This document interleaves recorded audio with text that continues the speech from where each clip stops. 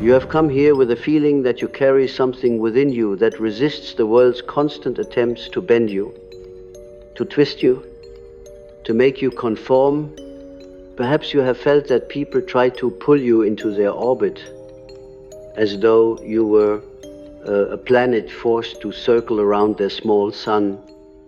But you always broke free, sometimes wounded, sometimes confused, yet free. Nonetheless, and this is no accident, what you call your personality type, INTJ or INFJ, is in truth an expression of a deeper archetypal pattern that lives within the human psyche. These patterns are not inventions of typology or passing systems of classification, but ancient configurations of soul that have existed long before you gave them names. And so when we say that certain empaths cannot be manipulated for long, we are speaking not of some surface resistance, but of a destiny written in the architecture of the psyche itself. The empath is often misunderstood as one who only absorbs, who takes in the emotions of others as though they were helpless, a sponge left vulnerable in the tide. But in truth, the empath, especially of the intuitive, introverted nature, possesses a strange alchemy. They do not merely absorb, they transmute, they sense, yes, but through that sensing they also awaken. The world believes it has ensnared them, when in fact the empath has already begun to see the hidden hand behind the gesture, the concealed shadow behind the smile. For manipulation requires ignorance, it requires blindness, and those who are attuned to the unconscious currents cannot remain blind for long. You see, manipulation is not only an act of deception from without, it is also an invitation to collude with one's own shadow. When someone attempts to control you, they appeal to your fear of abandonment, your hunger for approval, your secret wound of worth. But the INFJ and INTJ empaths, by their very constitution, live closer to the threshold of that wound. They are not afraid to peer into it. They walk, however reluctantly, in the corridors of their own darkness. And so when another tries to use that darkness against them, they eventually recognize its shape. They say, this is not my voice, this is not my truth, this is the projection of another trying to live through me. And that recognition breaks the spell. I've watched the human soul all my life, and I tell you this, the unconscious is always at work to liberate itself. You may remain caught for a time, entangled in the web of another's need, flattered by their attention, frightened by their withdrawal. But dreams come, visions arise, synchronicities disturb the fabric of your illusion. You will dream of the snake in the garden, the devouring mother, the false king upon the throne, and your soul will whisper, beware. This is not real authority. This is not love. This is not your destiny. And slowly, sometimes painfully, you awaken from the charm. The manipulator becomes transparent. You see the archetype moving through them, the trickster, the vampire, the devourer, and you are no longer deceived. It is important to understand that the INTJ and INFJ carry within them a profound intimacy with intuition, that subtle perception which notices patterns before reason has words for them. They cannot explain immediately why they feel the wrongness of a situation, but in their depths, the pattern has already revealed itself. Their empathy is not a weakness, it is the gateway of vision, and so when manipulation is attempted, they may stumble at first, confused by their own openness, but their inner eye continues to observe. They sense the tension between word and gesture, the dissonance between promise and atmosphere, and the inner voice begins to rise. Eventually, they can no longer deny it. They cannot remain in blindness, for their soul demands truth. And truth is a sword that cuts through every mask. You might ask, why then are they manipulated at all, even for a moment? The answer is that empathy itself is born of wound. The INFJ and INTJ empaths were not shielded from suffering in their early life. They learned to feel what others felt because their survival depended on it. They developed antennae for hidden moods because they lived in environments where truth was concealed, where love was uncertain, where danger lurked behind familiar faces. This gift was born from necessity, and so it comes with vulnerability. They may attract manipulators because the wound still glows like a beacon in the night. But here lies the paradox. What once was their trap becomes their liberation, for they have long practiced discerning the hidden.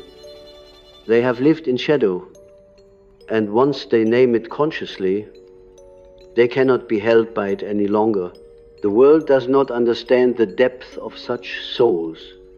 They call them too sensitive, too withdrawn, too lost in thought. But in truth, they are visionaries walking among you. They carry the archetype of the seer, the sage, the hidden king or queen, who does not seek the throne, but cannot avoid embodying authority when the moment comes. This is why manipulation cannot last. For what is manipulation but the attempt to usurp authority over another's inner kingdom? And the true king or queen, once awakened, bows to no false ruler.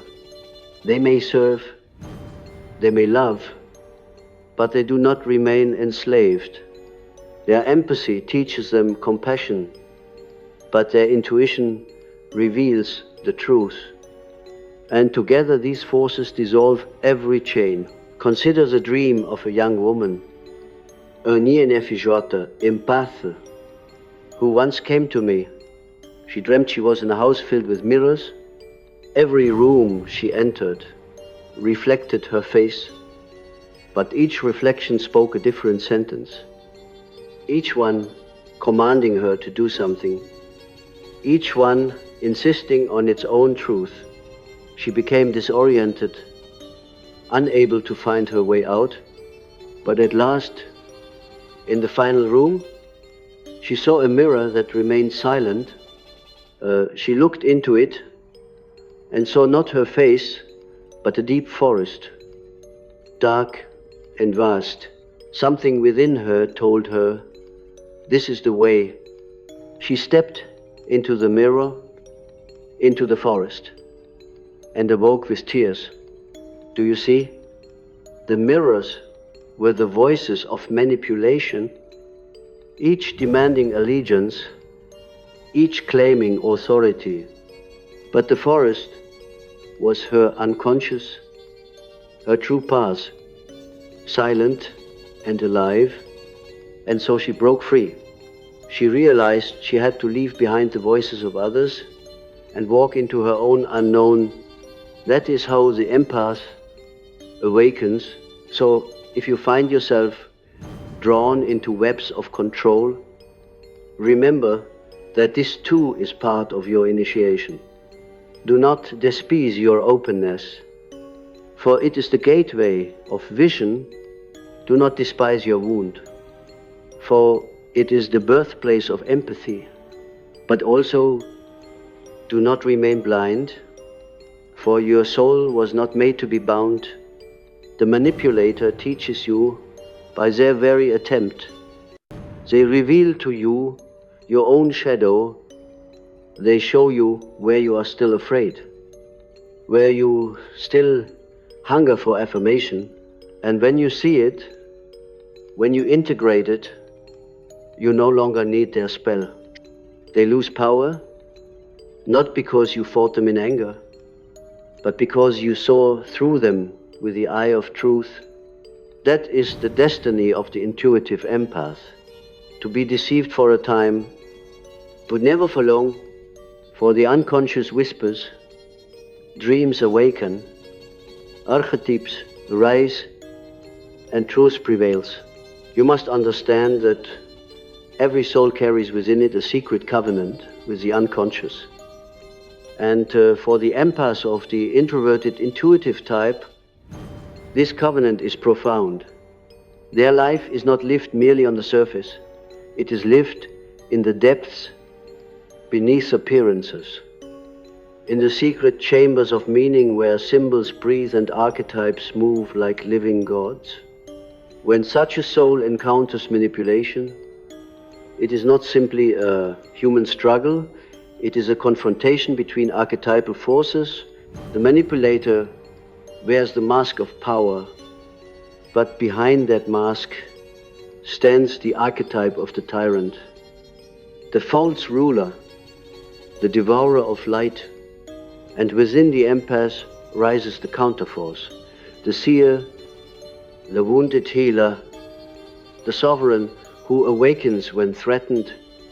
This is why the manipulation cannot endure, for the psyche itself summons its archetypal defenders.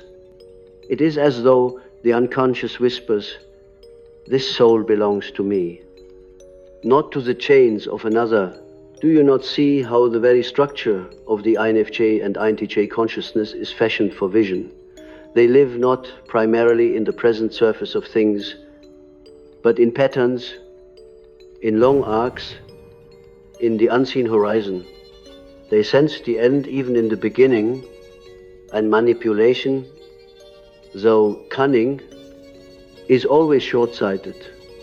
It thrives on immediacy, on the quick snare, on the dazzling of the senses. But the empath's intuition sees beyond the immediate.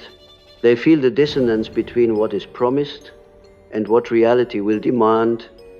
They notice the fracture between charm and truth. They may not confront it instantly, for their compassion delays the sword, but inwardly they cannot escape the knowing. It gnaws at them, it troubles their dreams, it arises in their solitude, and finally it breaks the surface and they can no longer be fooled. I have spoken often of projection, that mysterious process by which we see in others what is hidden within ourselves. The manipulator projects their hunger for control onto the empath, seeking to live out their will in another's soul. But the empath too projects. They project their longing for goodness, their desire for harmony, their belief in hidden beauty onto those who approach them. This is why the empath is deceived at first, for they see not the shadow of the other, but their own light reflected back. They fall in love with the possibility they imagine, but projection cannot last forever. The unconscious will not allow a soul to remain bound to illusion, for individuation demands truth. The projection dissolves, sometimes suddenly, sometimes with great pain, and the empath sees what truly stands before them. And then, my friends, the spell is broken. Consider the dream of a man who believed himself in love with a woman who praised him, who fed his hunger for recognition, but who secretly drained his energy, isolating him from his path. He dreamt that he was walking in a garden at dusk. A figure approached, cloaked and radiant, offering him fruit. He took the fruit and ate, but when he looked again, the figure had no face. He awoke trembling. Do you see the symbol? The anima, the image of woman in his psyche, appeared first as luminous, but then revealed itself as faceless, without true identity. It was not the woman he loved, but his own projection of desire. And the dream told him, beware, she is not who you think she is.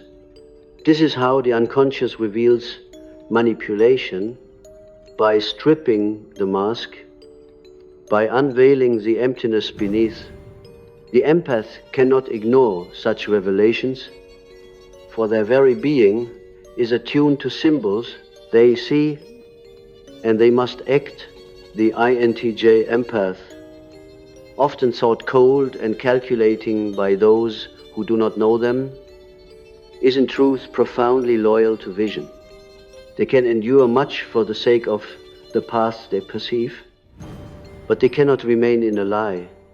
Their intuition insists upon coherence, and the INFJ empath, tender and idealistic, longs for harmony. But when disharmony becomes unbearable, when the inner voice will no longer be silenced, they too cut ties, often in sudden and decisive ways. It is this paradox that baffles others. How could such a gentle, receptive soul suddenly become unyielding, immovable, distant as stone? But this is the awakening of the archetypal sovereign within them. Compassion, my delay. Empathy may absorb, but truth will triumph. And once they see, they cannot unsee. That is why they cannot be manipulated for long. Think of the ancient myths, for they are but mirrors of the human soul. Think of Persephone, drawn into the underworld, seemingly captive of Hades. But in truth, she is not only victim. She becomes queen of the underworld, ruling over death itself. So it is with the empaths. They may be lured, even consumed for a season, but they return with authority. They descend into shadow, but in that descent, they awaken their own power.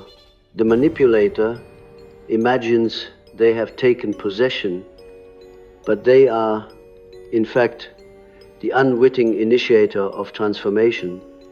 They call forth the archetype within the empath, and when it rises, it overthrows them.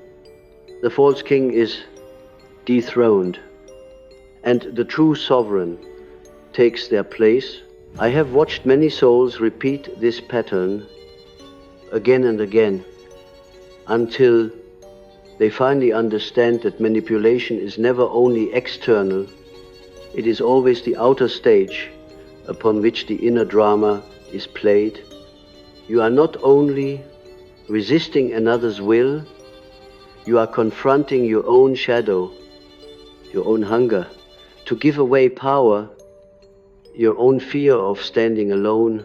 And when you integrate that shadow, when you say, yes, I too have longed for protection, for guidance, for love at any cost, but I will no longer sell my soul for it. Then the drama ends, the manipulator loses interest, for there is nothing left to feed upon. The chain breaks, and you walk free. Do not imagine this freedom comes without loneliness. To awaken as an empathic intuitive is to walk a solitary path. You will see through games others still believe in. You will sense falsehoods others still embrace. And you may wonder, why can they remain enchanted while I cannot? But this is your calling. You were not fashioned to dwell in the illusions of the collective. You were born to perceive the hidden, to unveil the truth. Even when it isolates you, yet take heart. In that solitude, the unconscious walks with you. The archetypes become your companions. You will dream of the wise old man, the anima, the child in the self, and they will guide you more faithfully than any manipulator ever could. Your loneliness is the price of vision, but it is also the seed of destiny. So I tell you, when you feel the threads of manipulation around you, do not only curse the one who weaves them, ask also, what within me consented to this weaving? Where have I given away my sovereignty? Where did I hunger for approval more than for truth?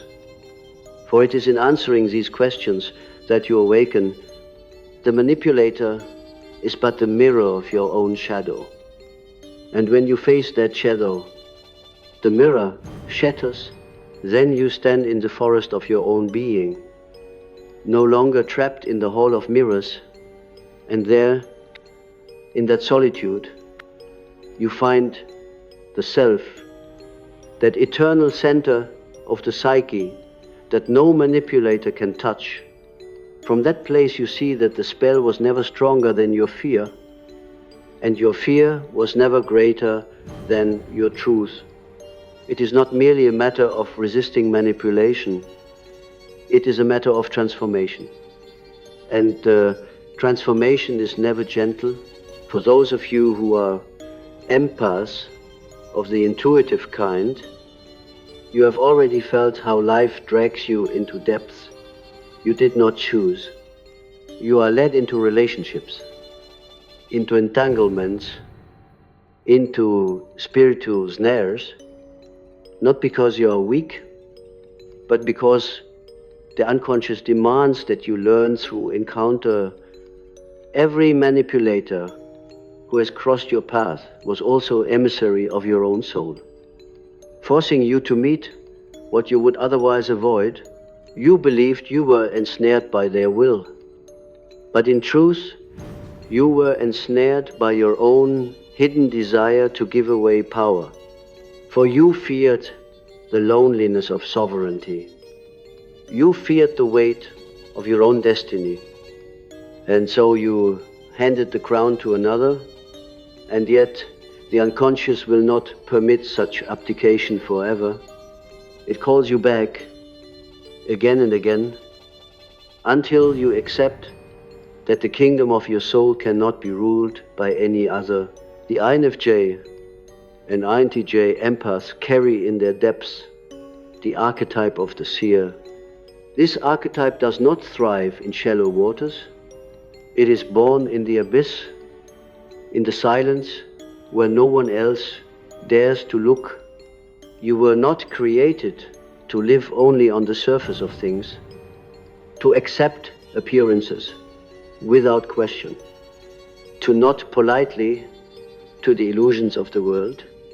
You were created to pierce the veil, to see into the patterns that bind humanity, to sense the secret forces shaping destiny. And so you cannot be manipulated for long, because your sight does not remain dim. At first, compassion blinds you, idealism binds you, hope enchants you, but the seer within you continues to open its eyes until you can no longer deny what stands before you. Then the charm breaks, not by your effort, but by the inexorable rising of truth. Have you noticed how dreams betray the manipulator long before the conscious mind awakens? You will dream of masks, of rooms that shift into prisons, of voices that echo but do not belong to any face. You will dream of binding cords, of empty eyes, of houses with no doors. The unconscious whispers, beware, this connection is not true. And if you do not listen, it grows louder until life itself begins to mirror the dream. The empaths cannot escape such signs. Their very nervous system is tuned to subtlety. The manipulator may deceive the senses, but they cannot deceive the archetypes. And once the archetypes begin to stir, the soul moves inevitably toward liberation. I recall a patient who was bound for years to a mentor who controlled every aspect of her life. She defended him, believed his words, excused his cruelty, because her hunger for guidance was so deep. But then her dreams began to show her the truth. In one dream, she stood in a cathedral, and the priest at the altar spoke with a voice that was not human. His mouth opened wider and wider until it became a black tunnel, and from that tunnel came the sound of chains. She awoke shaking. That dream was her unconscious saying, "This is not a guide, this is a devourer." She could no longer remain blind. Within weeks she walked away, and though she felt terror, she also felt release. Do you see? The unconscious always defends the sovereignty of the soul. Even when the ego is too afraid, the manipulator thrives on your shadow, on the parts of you you do not yet accept. They lure you with the promise of filling your emptiness, but once you begin to turn toward that emptiness yourself, once you begin to accept your loneliness, your fear, your hunger, they lose their hold. They cannot enchant what is no longer hidden. This is why the empaths cannot remain trapped. They live so close to the unconscious that the shadow cannot remain buried. It rises.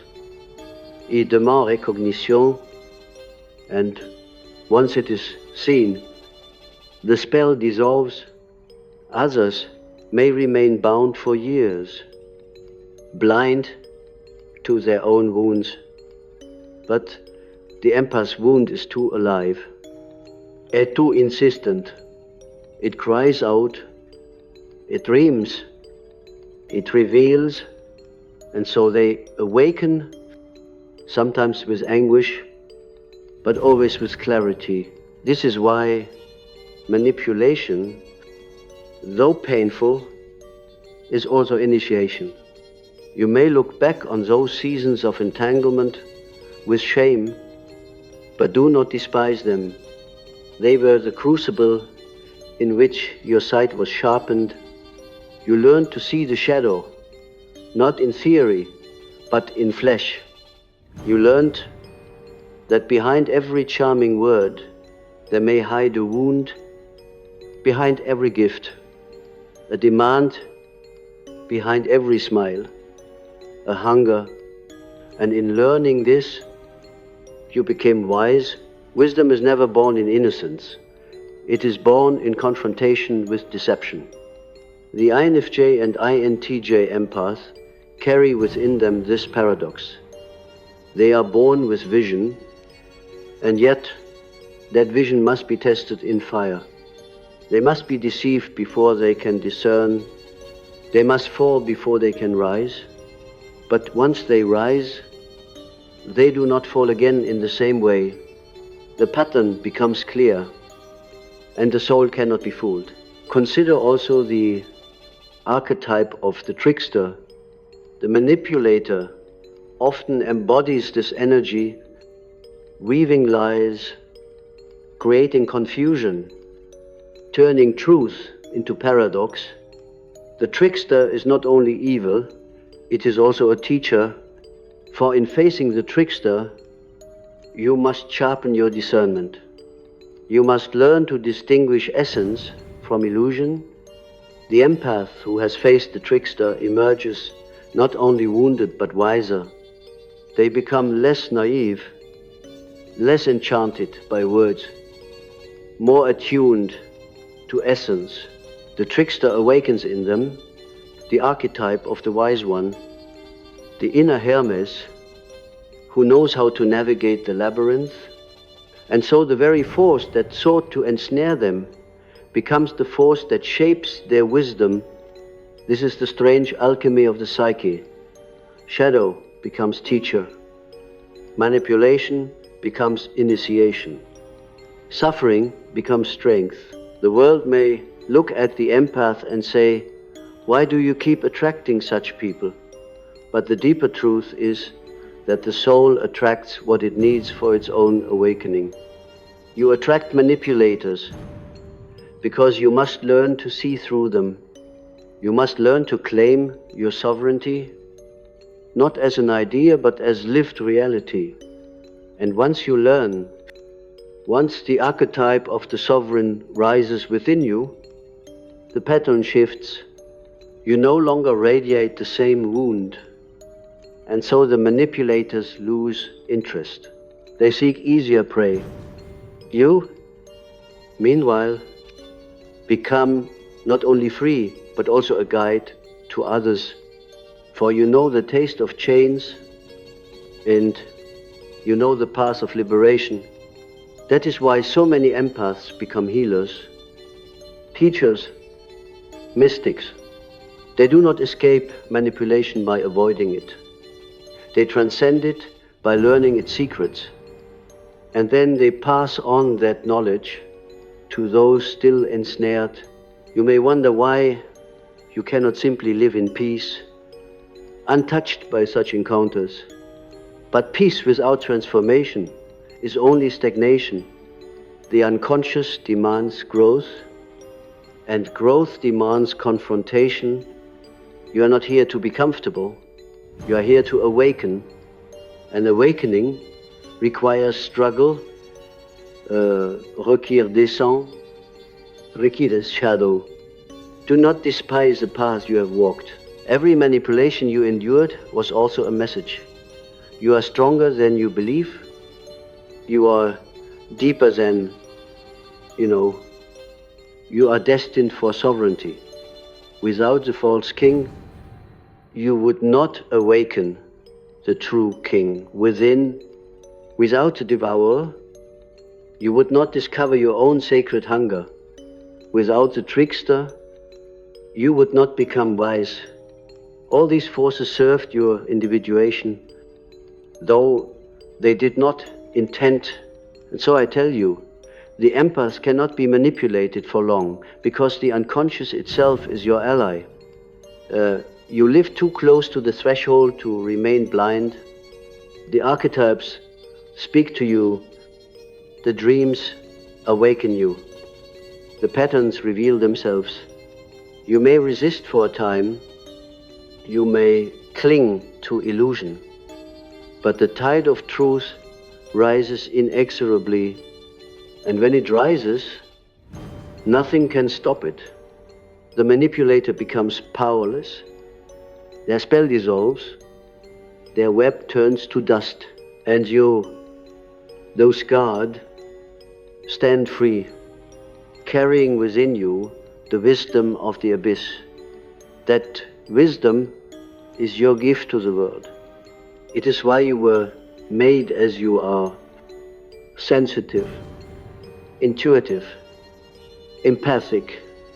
You were born to see through what others cannot, to walk where others fear, to discern the hidden currents shaping destiny. That is your calling, and no manipulator can hold it back. If you have followed me into this depth, then you already know that we are not speaking merely of human interactions, of petty games of control between individuals, but of a spiritual drama enacted in the field of the psyche itself.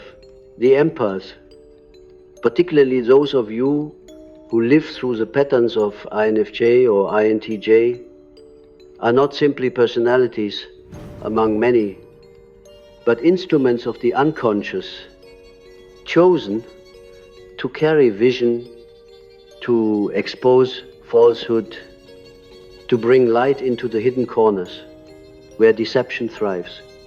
It is not pride to say this, but a recognition of destiny, for you have noticed again and again that life does not allow you to remain naive. It strips illusions from you, sometimes violently, sometimes with unspeakable grief, but always with the intent that you may see more clearly. And once you see, you cannot unsee. That is why manipulation cannot hold you, because the unconscious itself tears the veil away. Even when you resist, even when you beg for the comfort of blindness, you may think sometimes that this is a curse, that you are condemned always to awaken, condemned never to dwell in the sweet simplicity of illusion. Others seem so content to remain entangled, to believe the lies, to surrender their will to the glittering promises of those who flatter them. But you, your soul, will not permit it. You are driven to question, to sense, to analyze, to dream. The very fabric of your being demands coherence. And when coherence is broken, when truth and appearance diverge, your psyche begins its relentless work.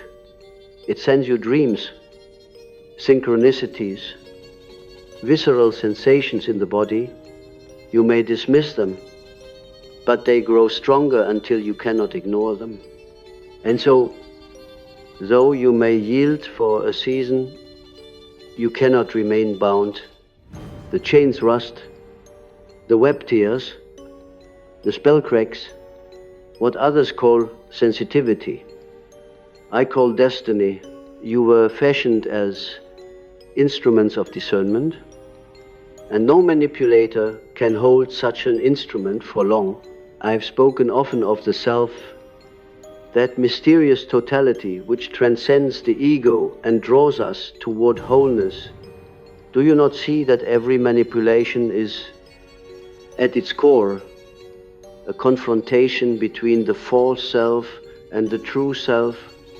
The manipulator attempts to keep you in the prison of ego, bound by fear, craving, and illusion, but the self calls you to liberation, to sovereignty, to authenticity. And though the ego resists, though it clings to the comfort of bondage, the self always wins in the end. It wins through dreams, through visions, through sudden insights that pierce the darkness. It wins through the unbearable tension you feel when you live against your own nature. And so, for the empath attuned to the self, there is no permanent manipulation. The spell collapses, because the deeper truth of the psyche insists upon itself. Individuation cannot be denied. Consider the archetype of the child, that image of new life, of beginnings, of innocence renewed. Each time you break free from manipulation, the child arises within you. It is the symbol of your soul reborn, of your sovereignty, restored. You may feel broken after such battles, weary, disillusioned, but soon, in the quiet of solitude, you will feel the stirring of new vitality. You will dream of gardens, of clear water, of a child playing freely. This is the self saying, you have passed through the trial. Now life begins anew. And from that rebirth comes a wisdom you did not have before. You see more deeply into the nature of others, into the structures of society, into the hidden archetypes shaping human destiny. This wisdom is not given cheaply. It is forged in fire. But once you possess it, no manipulator can take it from you. I remember a man who once came to me, exhausted from years of entanglement with a charismatic leader. He felt he had lost everything, his will, his voice, his very sense of self. But in his despair, he began to dream of a mountain. Each night he climbed higher. Though the climb was brutal, though storms battered him, and one night he reached the summit, and there stood a temple radiant with light. He entered and found no idol, no priest, no doctrine, only a mirror. In the mirror, he saw his own face, but radiant, so verein, alive. He awoke in tears, for he understood. The authority he sought outside was within him all along. That is the lesson of every manipulative entanglement, that you must find the throne within. The outer tyrant forces you to discover the inner king, and once you do, you are free. It is not enough, however, to free yourself only. The unconscious demands more. It demands that you carry your wisdom into the world, that you become guide and healer to others still ensnared. For what good is your sight if you hide it? What good is your empathy if you retreat into isolation forever? No. The path of individuation is not only inward, it is also outward. The INFJ and INTJ empaths are called not merely to survive, but to serve. They must use their vision to unmask deception, to reveal shadow, to guide others toward sovereignty. This does not mean preaching or forcing truth, but embodying it. When you live free, others see freedom. When you walk in truth, others recognize their own illusions. You need not even speak. Your very presence becomes a mirror. Awakening. Those ready to awaken, that is your calling. That is why you were fashioned as you are. Do not mistake this calling for ease. The path of the empath is lonely, heavy with responsibility, often misunderstood. You may long for rest, for simple companionship, for a life free of depth. But the soul does not choose comfort, it chooses destiny. And your destiny is to live in truth. Even when truth isolates you, yet know this, though you walk in solitude, you are never alone.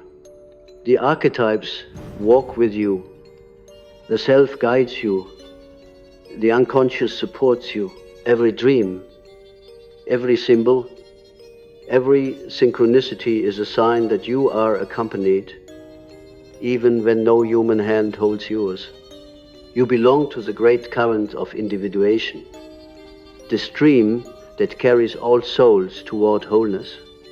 And in that stream, you are sustained, even in the darkest night. So let me say to you, as if whispering into the depths of your soul. Do not fear manipulation. Do not fear the seasons of entanglement, for they too are teachers.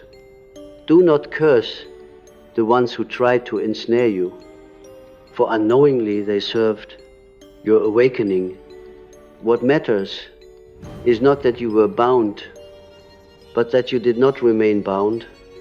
What matters is not that you were deceived, but that you came to see, and in seeing you became more whole, more sovereign, more alive. You carry scars, yes, but they are sacred scars, proof of your passage through the underworld. Wear them as emblems, for they testify that you have faced shadow and emerged wiser. And to those of you still caught in the web, still confused, still yearning for clarity, hear me. The spell cannot last. The unconscious will not allow it. Already within you the truth stirs. Already the dreams are whispering. Already your body knows what your mind denies. Listen, trust the subtle signs. Attend to the dissonance you feel. Do not silence the voice within, for that voice is the self calling you to liberation. The manipulator cannot hold you, not forever, for you are destined for sovereignty. Trust the process, however slow, however painful. The forest is dark, yes, but it is your forest, and beyond it lies the freedom you were born for. Thus we return to the beginning. Why can the INFJ and INTJ empaths not be manipulated for long? Because they were not born to serve the illusions of others. They were born to serve the truth of the self. Their empathy opens them to shadow, but their intuition reveals it. Their openness may entangle them, but their depth delivers them. They may stumble, they may fall, but they rise, always, because the unconscious demands it. The soul refuses bondage, and so the empath, though wounded, becomes free, and their freedom is not only for themselves, but for the world, which needs their vision, their wisdom, their sovereign presence. That is the destiny written in your depths. That is the truth. You cannot escape, nor would you wish to, for to live in truth, though it is heavy, is the only life worthy of the soul.